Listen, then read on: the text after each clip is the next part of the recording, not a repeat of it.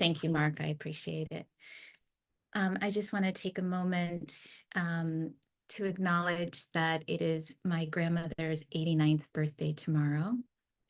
And her name in Russian is Svetlana, which means light in Russian. In Hebrew, her name is Ora, which also means light in Hebrew. And my children have nicknamed her Sunshine.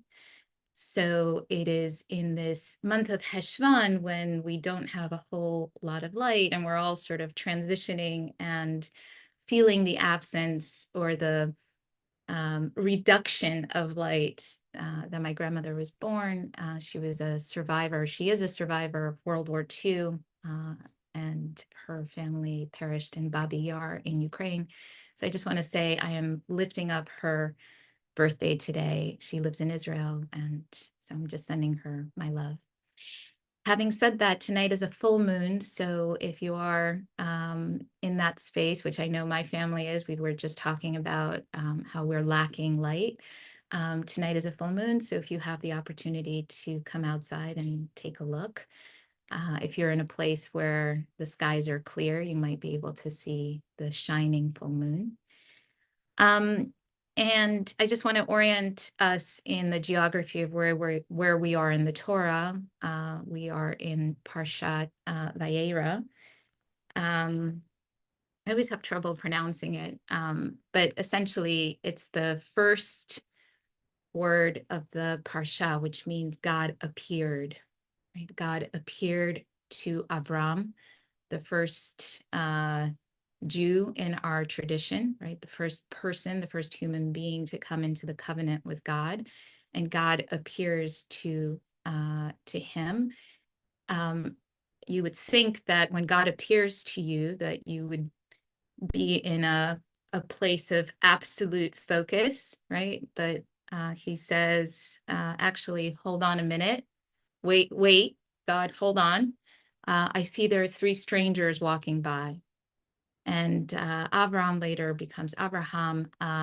He is the quintessential patriarch who is connected to hospitality, to chesed.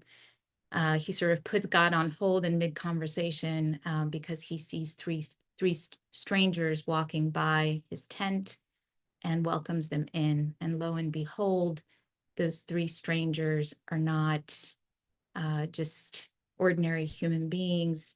They are supernatural beings. They are, according to our tradition, angelic beings. So we're going to put a pause there. We're going to put a pin into the narrative, pin into the story. I was teaching last week, attempting to, at my synagogue at Temple Emmanuel of Atlanta, attempting to come to some place of equilibrium or equanimity in a time that felt like an emotional whiplash. And I was using the teaching of Rabbi Adina Allen, who actually taught here at IJS on Wednesday. She picked up a text from Proverbs, and I'm going to paraphrase here. And this text in Proverbs basically said, you know, when your heart is anxious, when your heart is full of fear, what do you do? And she did a beautiful teaching on the midrashim, that are possible ways in which the text can be interpreted. Actually, the proverb said there was a particular word that was used, and she used a couple of midrashim. It says to go down, right? So what you do is you go down. And she said, well, what does it mean? What does it mean to kind of go down? Well, one way to look at it is to turn down the intensity of your anxiety. Another way to look at it is there was a play on words, you know, share it with someone else, to have a conversation about it. And a third way was to surrender it to the divine, right? So this was the text that I worked with my community on. And one of the things that came up was that how hard sometimes it is to feel the presence of the divine in order to surrender the weight of the world, even for a moment of menucha, even for that moment of rest, right? So we're coming into Shabbat, that it is supposed to be our time of rest, it's supposed to be our time of comfort. So what are the ways in which we can use our practices, our mindfulness practices, when we're feeling the weight of the world on our shoulders? And we want to let go and we want to surrender, but we're having trouble feeling that dveikut, that bonding toward the divine, or we're not necessarily feeling what our Torah portion this week describes as the appearance of God. And so I invite you to come into your meditation posture with me and try a visualization meditation with me, in which we actually invite the angelic presence, using our sacred imagination. And it's actually, it comes from our bedtime Shema. So I always thought, when my children were little, we always said the bedtime Shema, but we only said the one phrase, right? Shema Yisrael Adonai Eloheinu Adonai Echad, right? Like we didn't go deeply into the rest of the liturgy, but the rest of the liturgy has the Hashkivenu prayer, which is so beautiful, and it talks about the Sukkat Shalom, like the sense of letting go into a Sukkat of peace. And there's also a prayer that says, Beshem Hashem Elohei Israel, God of Israel. On my right side is the angel Mikael. On my left side is the angel Gabriel. Behind me, or in front of me, is the angel Uriel. Behind me is the angel Raphael. And above them all is the Shekhinah, the presence, the compassionate presence of God. Right? What a beautiful prayer. And if we can have a somatic experience of that, if we can actually visualize, using our imagination, visualize that we are surrounded by angels, that on the right side we have the angel of love, and on the left side we have the angel of courage and strength, and behind us is the angel of healing, and in front of us is the angel of light. How much more we can stand up a little straighter and maybe feel not so alone. So I invite you to try that with me. We have about 15 minutes or so. I invite you to place your feet on the ground below you, just coming into presence, letting go of the to-do list, letting go of the morning. Many of us have already had very busy mornings. And coming into the intention of menucha, that word menucha, which is the felt sense of Shabbat, you could hear has the word comfort in it, right? So a place of comfort, but also dignity, a posture of dignity, but softness of the belly, allowing for the belly to be soft, while also opening the shoulders, and from crown to sacrum, coming into a posture of being right here, a hineni moment. And because this is a practice of visualization, you might find it comfortable to place one hand on your heartscape, one hand on your belly, in a self-soothing touch. And if you're lying down, that's perfectly acceptable. If you're standing up, that's fine. I invite you to close your eyes if that feels comfortable, or keep them open, but not focused on anything in particular. Really going inward. And perhaps together we can locate our nishmat hayim, our breath of life. We can take a deep breath all together, knowing that here we are in this sacred community, taking a deep breath together, softening the belly, allowing for the breath to fill the body. You can even count to 5, let's say. 1, 2, 3, 4, 5, and exhale. 1, 2, 3, 4, 5. We can do that one more time. 1, 2, 3, 4, 5. Exhale. 1, 2, 3, 4. And then returning to the body's breath in its natural state without manipulating it in any way. Just letting the body breathe itself as it always does.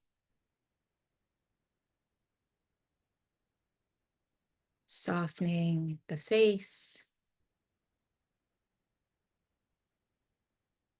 softening the muscles around the eyes and the mouth, and letting the tongue rest at its root. And just coming into the sense, the felt sense of the body alive, present.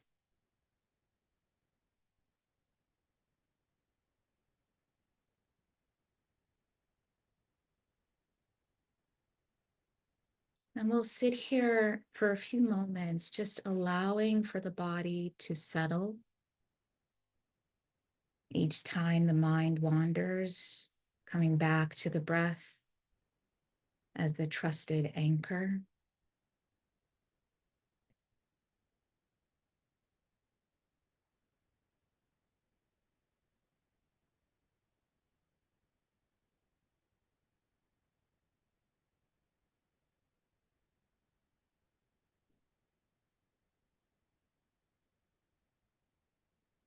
Noticing where you feel the breath flowing with ease, where it feels tight and constricted, and offering those places nourishment,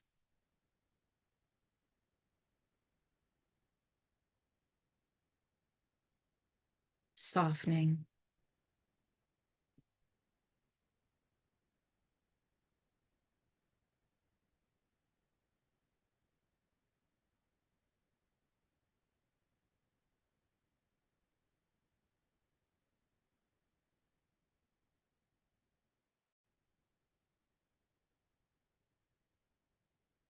And when you feel ready, I invite you to visualize a loving, compassionate presence on your right hand side, which is dominant for most people.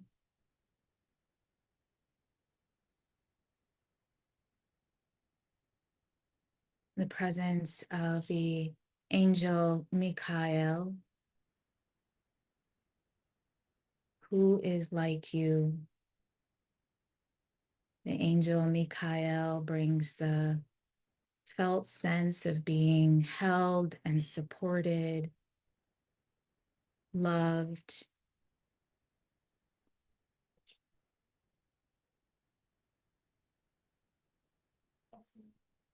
A felt sense on the right hand side of the body, up, feeling into the arms, the right arm, the right leg,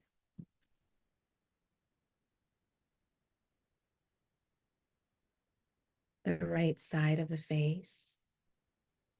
A warm presence of loving kindness.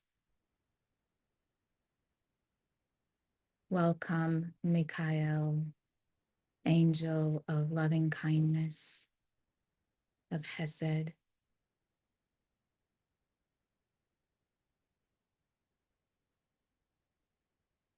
Gently shifting your awareness to the left side, to the left leg and arm and shoulder,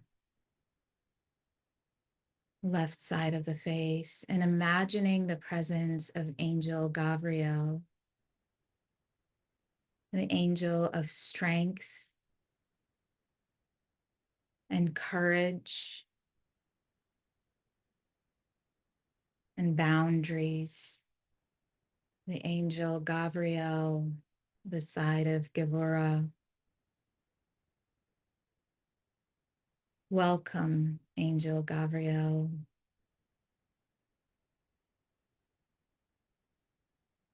To the left side of the body.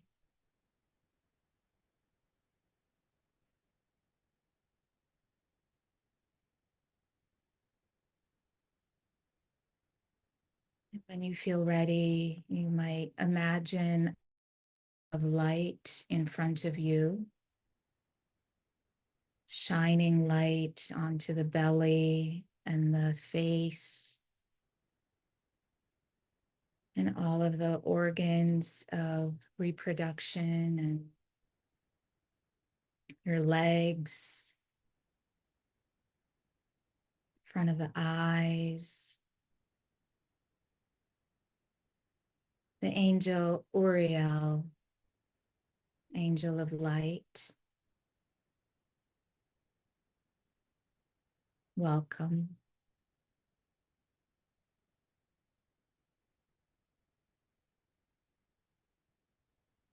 And shifting your awareness to the back of the body. Imagining a healing presence of the angel Raphael.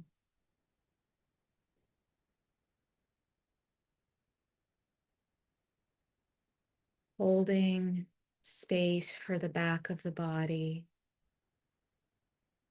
with its healing energy of Refuah, angel Raphael.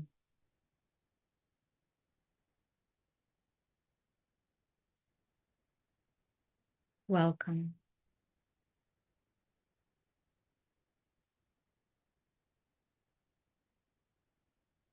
And all this time breathing in the quality of Hineni presence,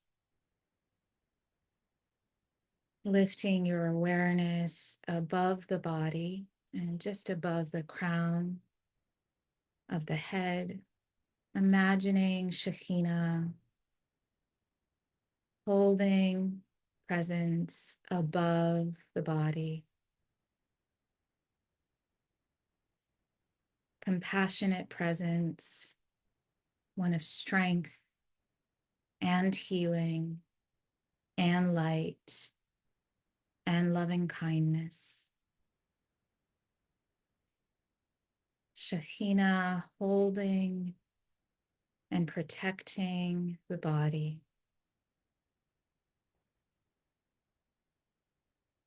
Welcome.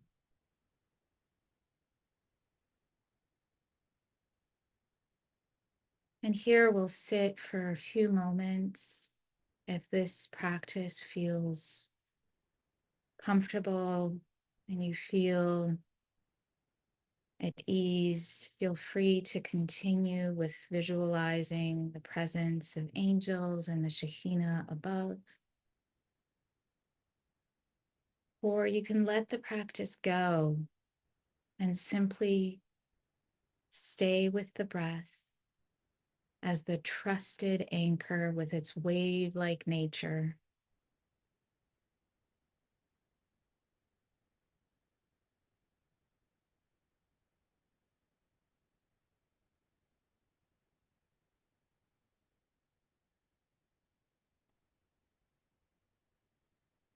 We'll sit in silence for the next 5 minutes or so.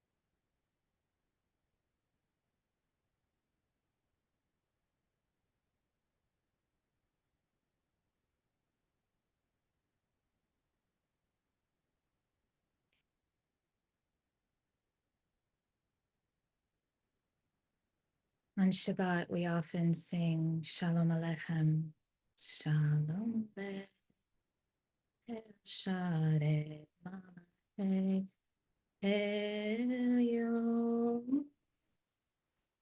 Welcome, angels. We ask for their blessing, and then we ask them to leave. So thank you, Michael, Gabriel, Uriel, Raphael, and Shekhinah, for your presence. Tzedem Shalom, Shalom, Shalom, Tzedem Shalom, Shalom,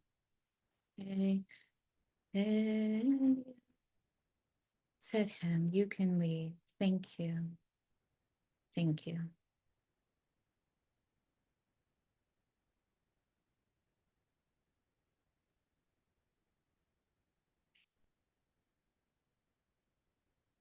Thank you so much, Marita, for leading us so beautifully today. Very special entry into Shabbat for all of us today. Thank you so much. Friends, we ask you please stay present. We take a moment here to seal our practice with the mourner's Kaddish. So if you're reciting Kaddish and would like to put your name or name of those you're honoring in the chat now, you can do so after we recite Kaddish as well. That's fine. Thanks to Natalie for sharing the words on your screen. If you're not reciting Kaddish, we ask you please stay present for a moment to support those who are. And if you are reciting Kaddish, please join me by rising in body or in spirit, and you can unmute. Gadal, Yikada, Shemei Rabbah, Yamad, Yivrach, Yivate, Yamlich, Malchute, Chayechon, Yomechon, Chayet Chol Beit Yisrael, V'agala, Vizman Kariv, V'imru, Amen. Yehi Shmei Rabba Mevarach, Le'olam V'amei Amaya. Yitbarach, V'yishtabach, V'yitpa'ar, V'yitromam, V'yitnaseh, V'yithadar, V'yitaleh, V'yitalal, Shemei Kedusha, B'richu. V'elan, Kol Birchata, V'shirata, Tushbechata, V'nechamata, Ba'amiran, Ba'ala, V'imru, Amen. Hey Shlama Rabba Min Shemaya V'chaim Aleinu V'al Kol Yisrael V'imru Amen. Yaseh Shalom B'mamav Yaseh Shalom Aleinu V'al Kol Yisrael V'al Kol Yoshvei Tevel V'imru Amen. Amen. Lift the table and we'll move. Friends, thank you so much for joining us today. As always, if you're leaving us, I want to wish you a sweet and restorative Shabbat. Looking at the next week, by the way, we will be meeting Monday and Tuesday and Thursday and Friday, but we will not be meeting next Wednesday, just to let you know, because of an all-staff meeting at IJS. So unfortunately, we will miss a day on Wednesday. But just wanted to give you a heads up about that. But otherwise, we'll be back here on Monday. So we hope you'll join us then and that you have a sweet and good Shabbat. You're welcome to stay on for conversation with Marita about this practice today, or to continue to sit with this community. You can turn the sound off on your computer if you like, and just stay with that beautiful visualization of the angels surrounding you. And use the support of this community in your practice. And thanks to Natalie, of course, as well, as always, for holding our space, being our tech angel today. Marita, thank you so much. You know, we got an inquiry this week from somebody who's participating in an IJS program. It says, does IJS have any good meditation for sleep? And we don't have anything specifically for that, but my mind started thinking, oh, we really would be great. We should develop a little series of meditations based on the bedtime liturgy, including this. And like, lo and behold, here we are. And that was just perfect. So I do want to, I was imagining in my head, people who saying like, what are you talking about angels? You know, what's Jewish about angels? I thought, I didn't know we believed in angels. What do you mean by angels? So I don't want to put you on the spot personally, but maybe I want to invite you to say a little bit about how you understand that concept of angels, like how you experienced that as you were leading us today. And everybody will have a different answer for that. I actually would welcome people sharing that themselves in the chat if they would like.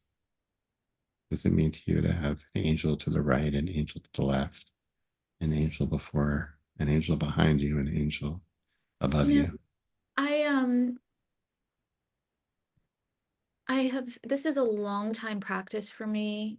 And I'm a big believer in, like, using everything that's in the cupboard, Mm-hmm, like using all your spiritual tools, like depending on what you need at the moment. mm-hmm, And sometimes for me, it's just imagining the um, sensation of those character traits, right? Like mm-hmm, the sensation of love and support, and the sensation of strength and courage. And like, I can imagine what that would feel like if I had someone with those character traits on my side. And sometimes I actually imagine I take on the metta practice, right? So like, I'm a longtime metta practitioner, and metta mm-hmm, is a practice in which you visualize another person and you offer them loving kindness, and then you imagine that they offer you loving kindness in return. And I have developed a um, um, several characters in my life um, who appear at various times that I trust. So sometimes it's my grandmother who appears as the angel of love. I actually have like an embodiment of, I mm-hmm, imagine it's my grandmother who's like, mm, giving me a touch of compassion, a touch of like, there, dear. And sometimes it's interesting because I, like, sometimes it's my husband who's on my left hand side, and he's like my, he's sort of like the embodiment of courage for me, right? So like, there's different ways in which I play with those visualizations, and sometimes I don't have to imagine any one person. mm-hmm, But I understand that in practice, sometimes it's really hard to be like, well, what is an angel and what does that mean? And for mm-hmm. me, it's really just like, it's like a package, a messenger package. It's just like the vehicle which um, brings me the felt sense of what it means to embody those characteristics, right? Those Yeah, traits. yeah. Thanks for answering that. So that, I mean, I heard a lot of things there, and including invoking ancestors, right? As part of it. People can understand that in all kinds of ways in a spiritual realm. You can even experience that really in like in our DNA, right? Like in our actual, like, or for some of us in our bodies or our spiritual ancestors. It may not be DNA, but it may be people who have influenced in some way who are very much present. So I Mhm. think there's lots of ways to understand it. Somebody asked, That's may I yeah, just, yeah, I answer please, one way, but please. I could answer it in two ways. Mm-hmm, I actually have a book. I also, because when I first started teaching about, meditations having to do with angels and visualization, I was worried about that question. And there's a book, it came out just a few years ago by Mika Ahuvia.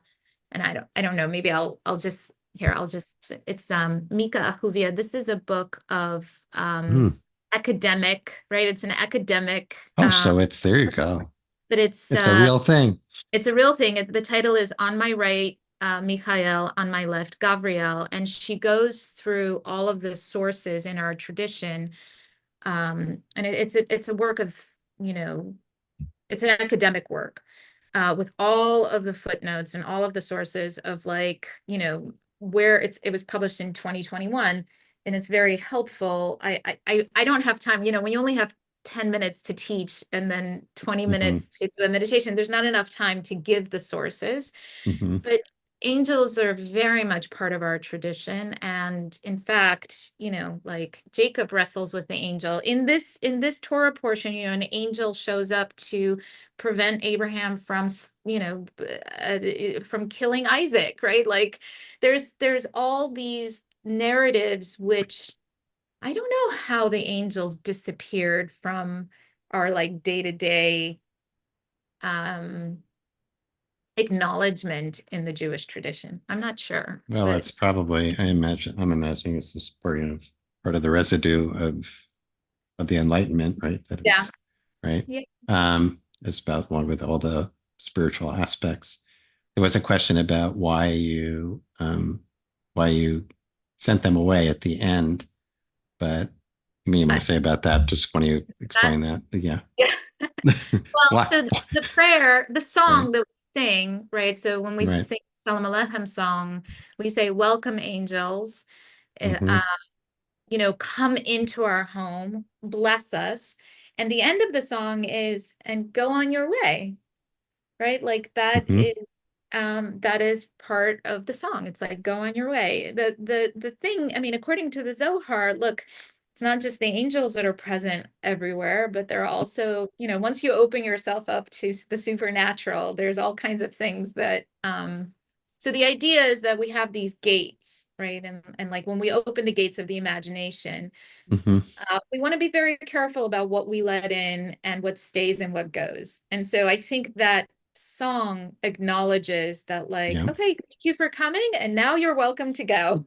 Right. It also gives us a way of thinking. I guess that's yet another way of thinking about it because um, uh, we sing it, as we're welcoming Shabbat, and there is a tradition that we get an additional soul on Shabbat, which leaves us at the end of Shabbat, which is part of the reason for the spices for Havdalah.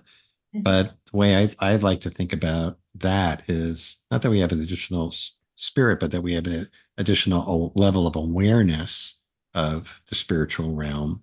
Mhm. So expanding awareness is kind of a function of the angels, or a way of expressing that.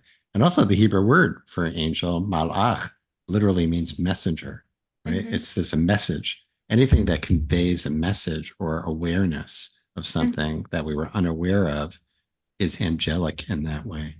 Yeah. So I really loved that. Um, just want to share a couple of things that are in the chat. One from Shimon. Oops. Yeah, this is great. Who wrote, "Thanks for a wonderful practice.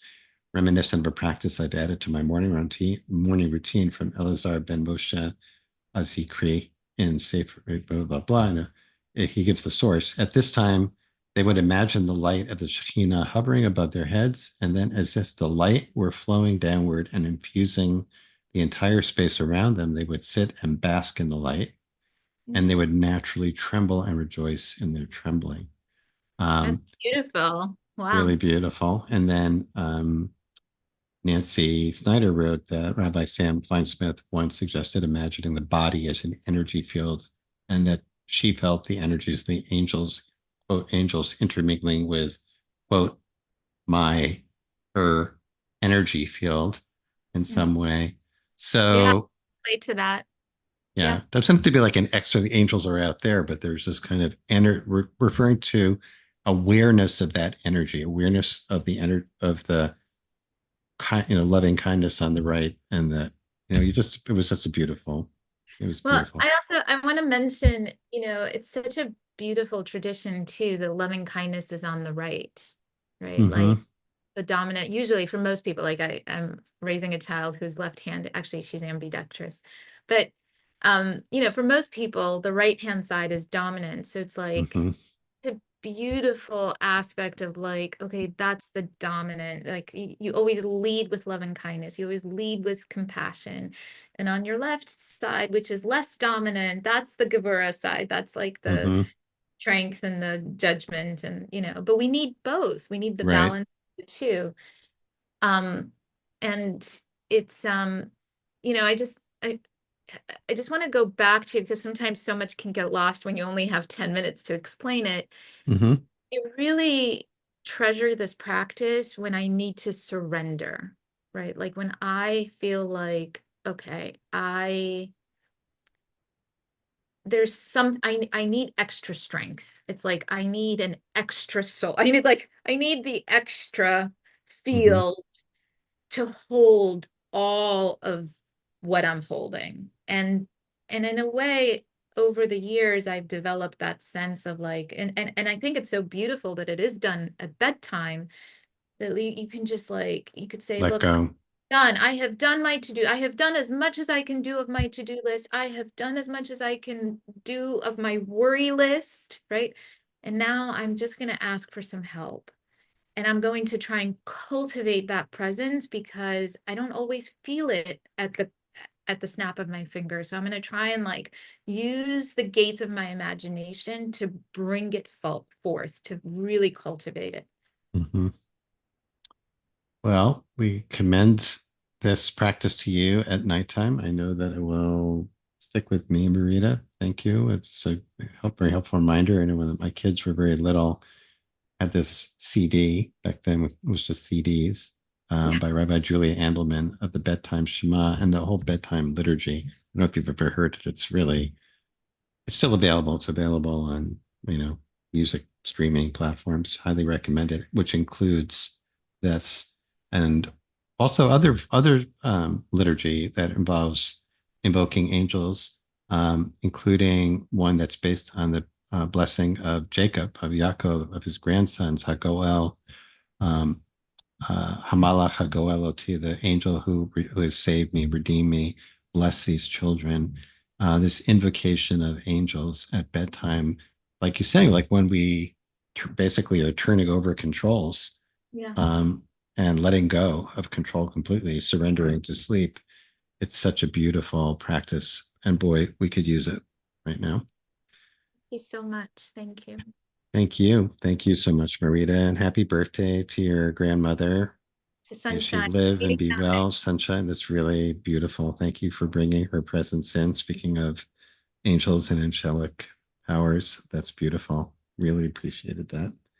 And thanks to Natalie and each of you for being here. I want to wish everyone a good restorative Shabbat. We need it. And we'll see you back here hopefully on